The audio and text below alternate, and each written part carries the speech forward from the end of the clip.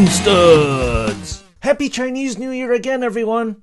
Oops, still jumped the gun on that one. Well, at the time of release of this video, the Chinese New Year still has not occurred, but like I said in part 1 of the video, who says we cannot get the party started early, right? This is Sprues and Studs, and welcome in on part 2 of the Lunar New Year Traditions build. We will be finishing off the build, and I will give you a quick review and what I think at the end of this video. So just to refresh your memory, this set was released in North America on January 10th, 2022 and retails for $79.99. This set has 1,066 pieces and roughly will take you around 2 to 3 hours to build alone depending on how motivated you are to finish the set. We pick up the set in step 5 where the Chinese characters at the front of the set states, "Staying up late on New Year's Eve." Shout out to Jay's Brick Blog who helped translate the Chinese characters on his website. As you saw, you start off the build by putting together a mother figure. The mother seems very excited to ring in the new year with her family, as you can see a wide smile on her face. Then you progress on to building the dad. The father also has a 2-expression head, with one being ecstatic, probably because he cannot wait for the new year to come, and the other expression is of him wanting to go to sleep because he is tired, for likely being up way past his bedtime. Finally, the last minifigure is that of a small child. She also has 2 expressions, with one of them being happy and the other one surprised. After the minifigures are done, you then progress on building the scene. So the family of 3 are huddled around their living room TV, watching just like what everybody does in Western culture, waiting up for the new year. The mom is on her cell phone. The dad is, I presume, drinking coffee or perhaps an alcoholic beverage to keep him up. And the daughter is on her tablet device. The living room is that of a regular living room that you would find in any other family. There is an aquarium on the wall, a couch that has a coin hidden underneath it, as well as a flat screen TV that is displaying probably a New Year's program. Overall, this vignette portrays a very homey environment.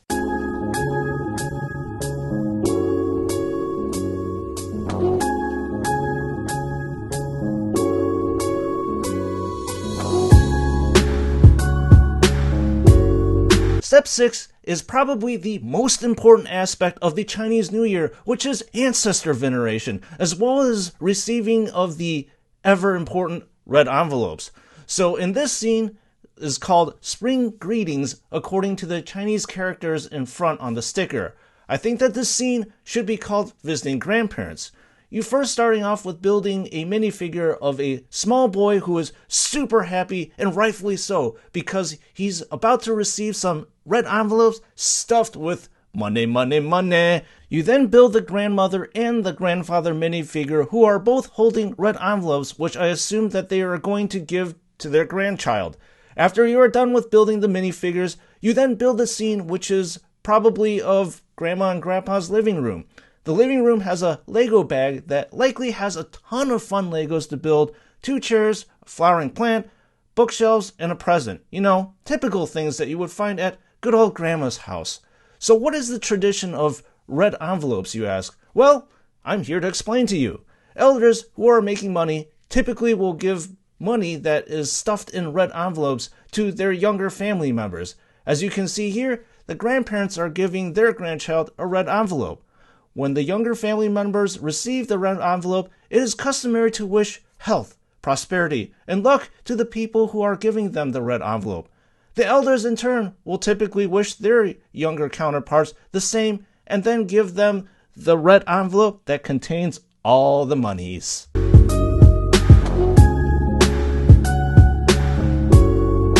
The final vignette is called Wealth and Treasure. You first build the god of wealth and treasure. Just like in the old Chinese movies, the god of prosperity has the characteristic long beard that he is holding a red envelope and a gold ingot.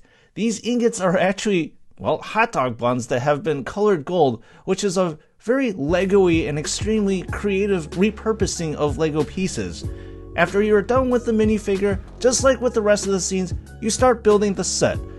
So because the quote-unquote ground of the scene is white, I'm going to safely assume that the god of prosperity home is set in the clouds or the high heavens. Due to you being in the wealthy god's home, of course the god has gold bars, gold cups, ingots, and a cauldron of gold strewn all over the place.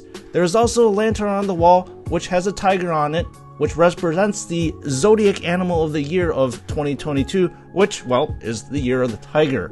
Otherwise, I think this is a pretty damn cool representation of what it would be like to hang out in the God of Wealth's home, if you are so lucky to receive a golden invitation.